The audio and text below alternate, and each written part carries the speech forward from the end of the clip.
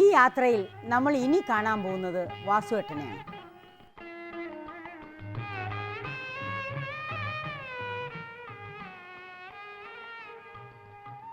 നമ്മൾ ഇതിനു മുമ്പ് പരിചയപ്പെട്ടിട്ടില്ല.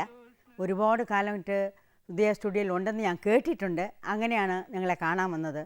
വാസുവേട്ടന് ഈ സ്റ്റുഡിയോ തുടങ്ങുന്നതിന് മുമ്പ് തന്നെ കുഞ്ചാക്കോ മുതലാളിയായിട്ട് പരിചയമുണ്ടെന്ന് ഞാൻ കേട്ടിട്ടുണ്ട്. അത് വെച്ച് പറയാണ്. അത് എങ്ങനെയാണ്, എന്താണ്, ഒന്ന് വിവരമായിട്ട് പറയാൻ പറ്റുമോ? ഞാൻ ആദ്യമായി കുഞ്ചാക്കോ മുതലാളിയായിട്ട് കൂടുന്നത് കള്ള് ഷാപ്പ് കാലത്താണ്. അങ്ങനെ 21 കള്ള് ഷാപ്പും 7 ചാരായ ഷാപ്പും കൂടി ഒന്നിച്ച് പിടിക്കുന്നു. അങ്ങനെയാണ് അവിടെ നിന്ന് ഞാൻ ഇങ്ങോട്ടേക്ക് പോരുന്നത്. അത് കഴിയുമ്പോൾ കയർ ഫാക്ടറി വർക്ക് ചെയ്തുകൊണ്ടിരിക്കുന്ന സമയത്താണ് 47 ഉദയ സ്റ്റുഡിയോ തുടങ്ങുന്നത്. വെള്ളി നക്ഷത്രം ആദ്യമായിട്ട് കൊണ്ടുവരുന്ന ഒരു ബേസ് എന്നും പറഞ്ഞൊരു സായിപ്പ കൊണ്ടുവരുന്നത്. സാധനങ്ങളൊക്കെ ഇവിടെ വന്ന് ഒരു 11 ഷെയർകാർ കൂടിയാണ് സ്റ്റുഡിയോ തുടങ്ങുന്നത്.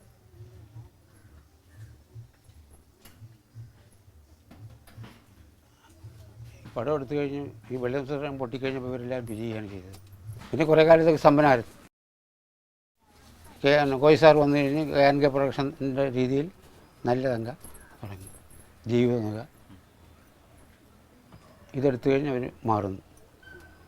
പിന്നീടും കിടന്നു കുറച്ച് നാൾ കൂട്ടിയിട്ട് 54 കമ്മ്യൂണിസ്റ്റ് മന്ത്രി സഭയിൽ കയറുമ്പോഴാണ് രണ്ടാമത് മെമ്മോറാണ്ടം കൊടുത്ത് വർക്ക് തുടങ്ങുന്നത്. അത് ഞാനും മാവേലിത്തൈ പൊന്നപ്പൻ പിന്നെ ഒരാൾ കൂടിയുണ്ട്. ഞങ്ങൾ 3 പേർ കൂടിയാണ് TV കൊണ്ടുവന്ന് മെമ്മോറാണ്ടം സമർപ്പിക്കുന്നത്. വാ വാ വാ ഇരിക്കേ. ഈയായിട്ട് നിന്നെ കാണുന്നേ ഇല്ലല്ലോ. നിങ്ങളുടെ സഹോദരിയുടെ മകനെ കാണാൻ എന്താ വരാത്തത്? ഞാൻ ആശുപത്രിയിൽ ചെന്ന് കുഞ്ഞിനെ കണ്ടിരുന്നു. നാളെ നിന്റെ വീട്ടിലേക്ക് വരാനിരിക്കുകയാണ്. ഇരിക്കേ. നിങ്ങളുടെ തറവാട്ടിലെ സ്ത്രീകൾക്ക് കുട്ടികൾ ഉണ്ടാകുന്നത് അവർ വിവാഹം കഴിച്ച പുരുഷന്മാരിൽ നിന്നുമാണോ അതോ വല്ല ഗന്ധർവരിൽ നിന്നും പിശാചിൽ നിന്നുമാണോ? അനാവശ്യം പറയരുത്. നിങ്ങളുടെ സഹോദരി പറഞ്ഞാണിത്. സഹോദരി പറയുന്നതെല്ലാം സഹോദരനോട് പറയുന്നതാണ് മിസ്റ്റർ അനാവശ്യം. വിവാഹം കഴിച്ചതിന്റെ 8ാം മാസത്തിലാണ് അവൾ പ്രസവിച്ചതെന്നറിയാമോ? 8ാം മാസത്തിൽ പ്രസവിക്കുകയില്ലോ എന്ന് ഡോക്ടർമാരോടോ മെഡിക്കൽ സയൻസിൽ വിവരമുള്ളവരോടോ ചോദിക്കണം. അവൾ പ്രസവിച്ചത് എന്റെ കുട്ടിയല്ലെന്ന് അവൾ തന്നെ എന്നോട് പറഞ്ഞാൽ ആ നിമിഷം അവളെ തന്റെ വീട്ടിൽ നിന്ന് അടിച്ചിറക്കി വിടണം. പിന്നൊരു കാര്യം, എന്റെ സഹോദരി ആരുടെ കുഞ്ഞിനെയും കൊണ്ടായാലും ശരി എന്റെ വീട്ടിൽ കയറി വന്നാൽ ഞാൻ അവളെ എന്റെ കൂടെ താമസിപ്പിക്കേണ്ടി വരും. വേണ്ടി വന്നാൽ സംരക്ഷിക്കേണ്ടിയും വരും. കൂടുതൽ വലുതും അറിയാനോ പറയാനോ ഉണ്ടോ? പിന്നീട് തുടർച്ചയായിട്ട് പടം എടുത്തുകൊണ്ടിരിക്കുകയായിരുന്നു. 64 ഇവിടെ തൊഴിലാളി സംഘടന എല്ലാം കൂടി സമരം ചെയ്ത് ആകപ്പാട് നശിച്ച് അതോടുകൂടി പുറത്തോട്ട് വന്നു. ഇവിടെ സ്റ്റുഡിയോ തുടങ്ങിയതിന് ശേഷം വരുന്ന ആരെല്ലാം വരുന്നു അവർക്കെല്ലാം പഠിക്കാനുള്ള സാഹചര്യങ്ങൾ കൊടുക്കുമായിരുന്നു. എല്ലാ ഡിപ്പാർട്ട്മെൻറ്റിലും ഓരോരുത്തരും അങ്ങനെ പഠിച്ചു പോകും. സ്ഥിരമായിട്ട് നിന്നവരുണ്ട്. അക്കൂട്ടത്തിലുള്ളതാണ് കൃഷ്ണൻകുട്ടി, വില്യംസ്, എഡിറ്റർ വില്യംസ് എല്ലാം അങ്ങനെ വന്നതാണ്. അപ്രൻറ്റീസായിട്ട് വന്നതാണ്. എല്ലാവർക്കും ചാൻസ് കൊടുക്കും. അന്നത്തെ ലാബ് വർക്ക് എങ്ങനെയായിരുന്നു? ലാബിൽ അന്ന് ഹാൻഡ് ലാബ് കൈകൊണ്ട് ചെയ്യണമല്ല.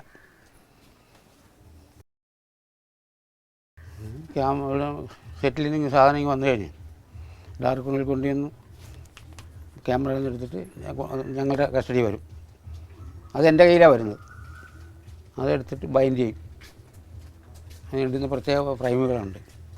ബൈൻഡ് ചെയ്തിട്ട് ഡെവലപ്പർ ചെയ്ത് പുറത്ത് വാഷ് ചെയ്ത് പുറത്ത് വരും. അതെല്ലാം കൈകൊണ്ട് വേണം അന്ന് ചെയ്യാൻ. ഇന്നിപ്പോൾ ഓട്ടോമാറ്റിക് വർക്കുകളാണ്. പുറത്ത് ഡിഷിൽ ഉണങ്ങി വരും. പക്ഷെ അതിൽ നിന്നും പല രീതിയിലുള്ള രോഗങ്ങളും ഉണ്ടായിട്ടുണ്ട്, ഇപ്പോഴും ഉണ്ട്. ഇപ്പോൾ എന്നെ പിടിച്ചു നോക്കിയാൽ മരിച്ച ഒരാളായിട്ട് തോന്നും. ഐസ് പോലെ ഇരിക്കുകയാണ് ശരീരം. കെമിക്കൽസിൻ്റെ ട്രബിളുണ്ട്. ഇതിൽ നിന്ന് യാതൊരു നയാ പൈസ പോലും എനിക്ക് പ്രതിഫലമായി കിട്ടിയിട്ടില്ല. അതാണ് മനസ്സിലാകാത്തത്. ഫാനിൻ്റെ കാര്യം മറ്റു രീതിയിലും ഇറച്ചിയും മീനും എന്നുവേണ്ട മറ്റു രീതിയിലുള്ള എല്ലാവിധ ഭക്ഷണങ്ങളും കഴിച്ച് സുഖമായി കഴിയുന്നവർക്ക് അവാർഡും മറ്റു രീതിയിലുള്ള സാമ്പത്തിക ശേഷിയൊക്കെ ചെയ്തു കൊടുക്കുന്നുണ്ട്. ഞങ്ങൾ പോലുള്ള തിരക്കാൻ ആരുമില്ല.